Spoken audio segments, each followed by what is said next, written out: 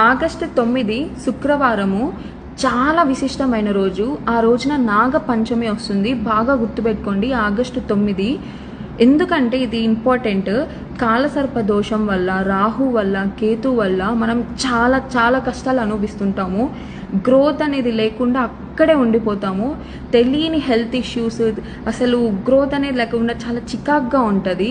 అట్లాంటి కష్టాల నుంచి మనం బయటపడడానికి ఇది చాలా మంచి అవకాశము. ఆ రోజు మీరు శివాలయంలో కానీ, సుబ్రహ్మణ్యేశ్వర స్వామి గుడిలో కానీ మనకి నాగపడిగలు, జంట నాగులు ఉంటాయి.